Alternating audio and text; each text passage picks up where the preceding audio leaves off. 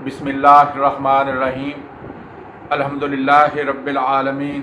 वल आक़िबतु लिल मुत्तक़ीन वस्सलातु वस्सलामु अला रसूलिल करीम। अम्मा बाद फ़अऊज़ु बिल्लाहि मिनश शैतानिर रजीम।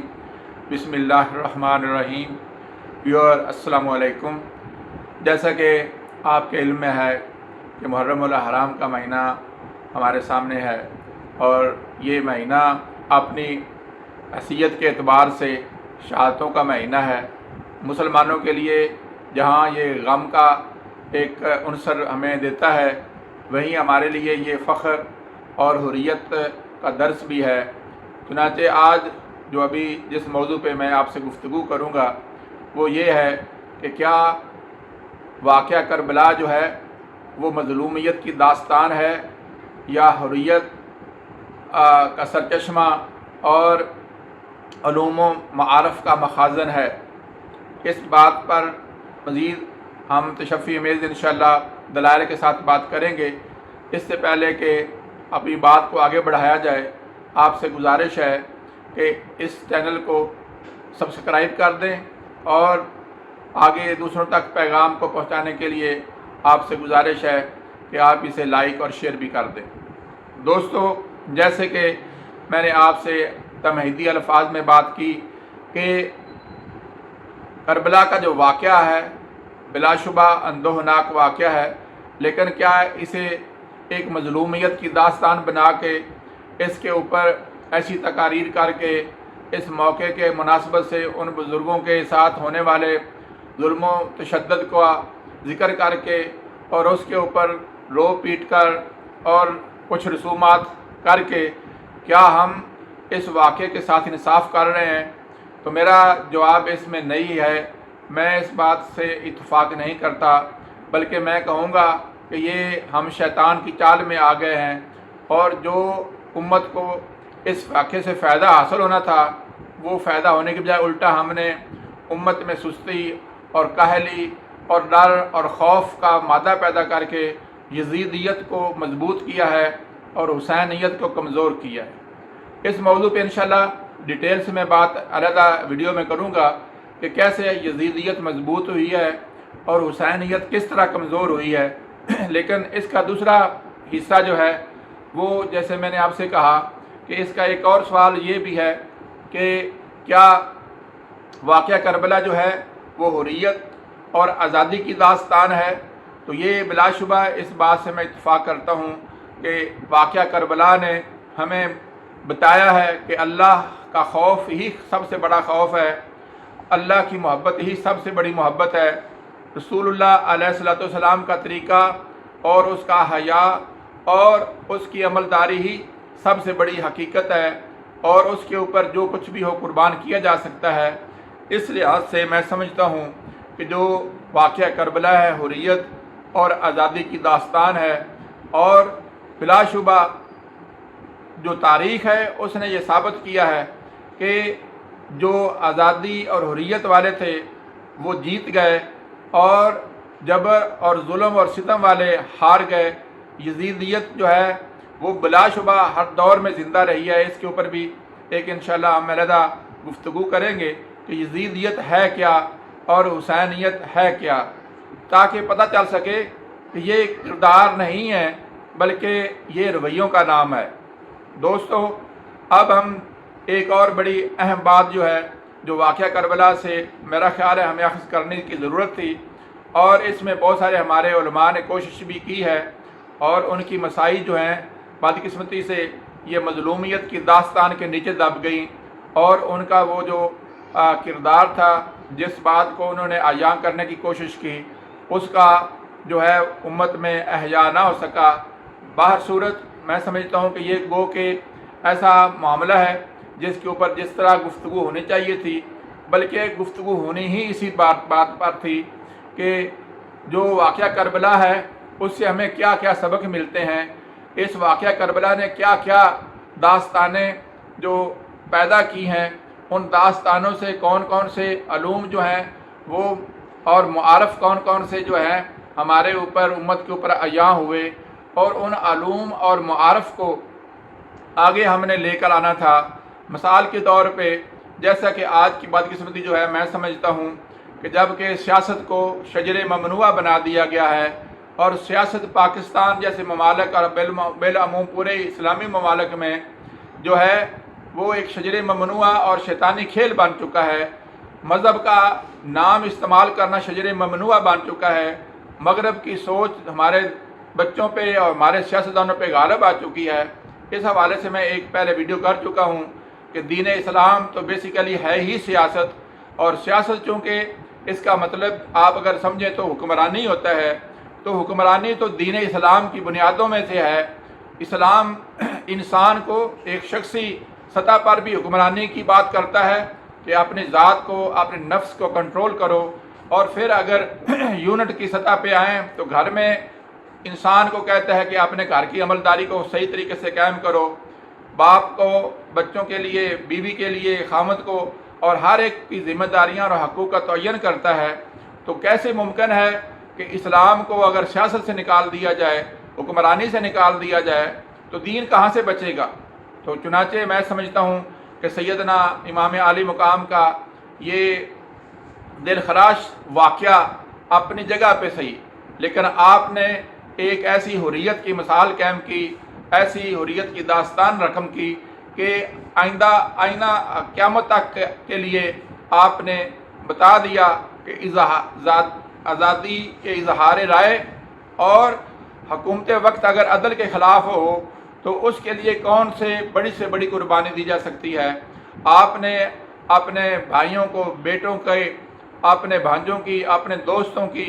حتیٰ کہ اپنی خواتین کو بھی یار و مددگار چھوڑنے تک کا جو اذیت ہے اس کو برداشت کیا، لیکن آپ نے باطل کے ہاتھ پہ اپنے ہاتھ کو نہیں رکھا اور کہا کہ اگر اللہ کا حکم ہے تو وہی چلے گا، اور اگر اللہ کا حکم نہیں چلے گا تو حسین رضی اللہ تعالیٰ عنہ جو ہے وہ اس کے ساتھ نہیں ہوں گے۔ بلا شبہ اس کے اندر اور بھی بہت ساری سیاسی طور پر ہمارے لیے حقیقتیں ہیں کہ حزب اختلاف میں آدمی ہوتے ہوئے کس حد تک حکومت کی مخالفت کر سکتا ہے، اور حزب مخالف میں بڑی سے بڑی قربانی دینے کے بعد جو ہے انسان جو ہے وہ کس حد تک کمپرومائز کر سکتا ہے۔ یہ ایک علیحدہ چیپٹر ہے، اس کے اوپر انشاءاللہ دل کھول کر ہم بات کریں گے کہ سانحہ کربلا کے جو سیاسی جو فوائد حاصل ہو سکتے ہیں، اور آئندہ قیامت تک آنے والی تمام حکومتوں کے جتنے بھی حزب اختلاف کے لوگ ہیں وہ اپنی سیاست کس طریقے سے کریں، اور اگر وہ بہت بڑی قربانی بھی دے لیں اور اس کے بعد اگر ان کو کسی جگہ پہ آ کے اتحاد امت کے لیے اور بات کو ختم کرنے کے لیے، کسی قضیے کا فیصلہ کرنے کے لیے کمپرومائز بھی کرنا پڑے تو وہ ضرور کرے، جیسا کہ ہم دیکھتے ہیں کہ واقعہ کربلا میں سیدنا امام عالی مقام نے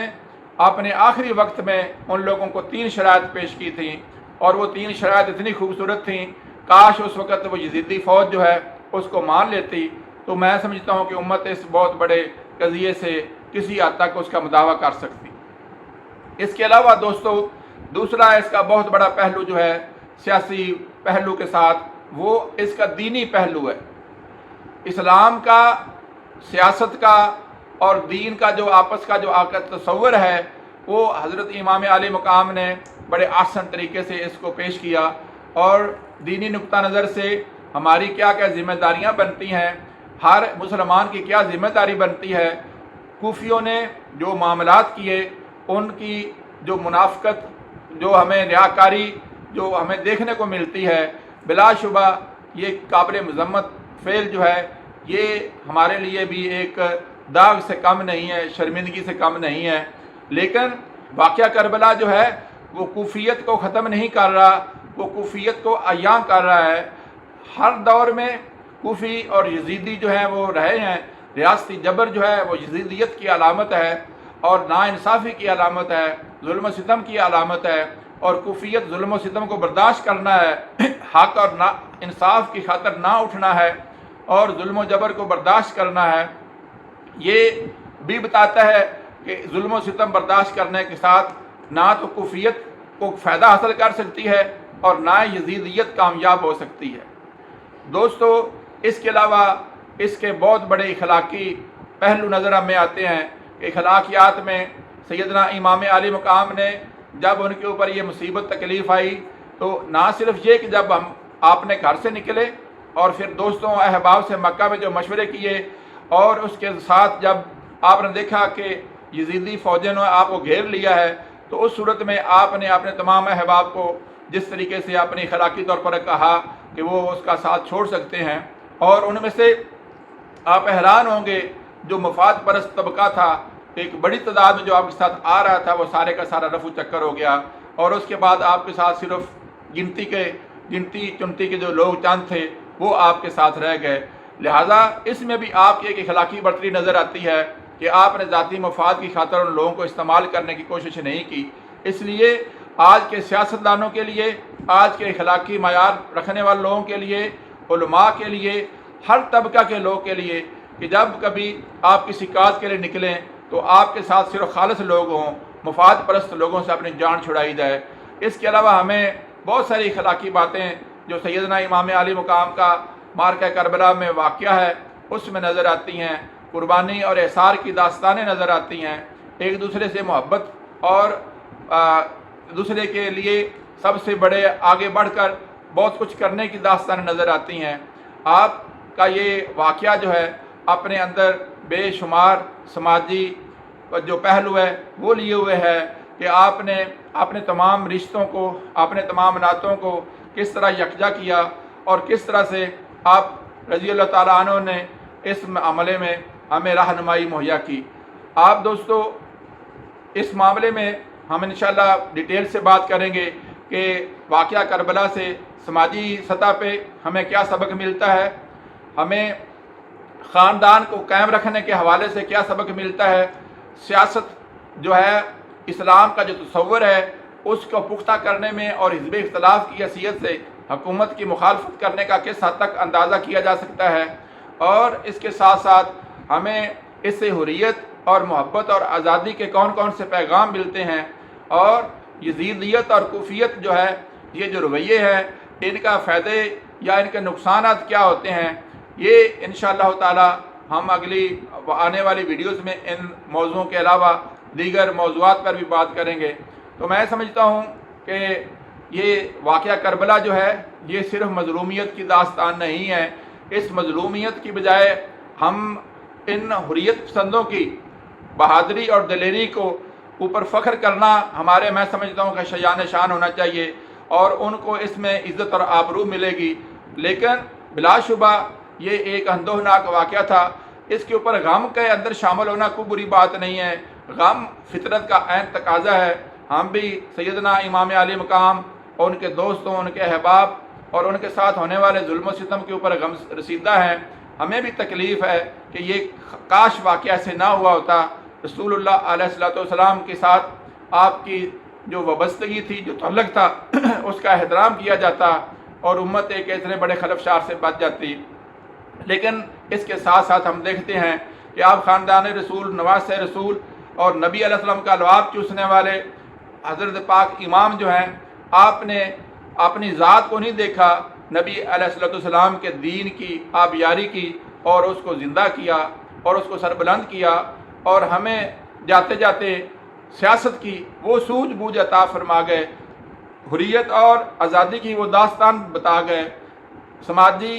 सियासी, मुआशरती हर पहलू पर आपने हमारी बहुत ज़्यादा रहनुमाई की। इसके ऊपर बड़ी तहकीकात की ज़रूरत है। मैं समझता हूँ कि वाक़या करबला हमारी ज़िंदगियाँ बदल सकता है, बशर्ते कि हम आप रज़ी अल्लाह ताला अन्हु और आपके साथियों की इस कुर्बानी का सही पस मंज़र में जायज़ा लें। उम्मीद है इंशाअल्लाह हम इस सरचश्मा फैज़ से अपनी सतह पे कुछ न कुछ जो अलमारी इस्तिताअत में है आप तक पहुँचाने की कोशिश करेंगे, और अल्लाह ताला शानों से दुआ है कि ना सिर्फ जो वो हमारी इस मामले में रहनुमाई करे और हम बेहतर तरीके से इससे नताइज कर सकें, और साथ ही साथ अल्लाह तबारक तआला से दुआ है कि हमें वो इन नताइज पर अमल करने की तौफीक भी अता फरमाए। वमा अलैना इल्लल बलागुल मुबीन।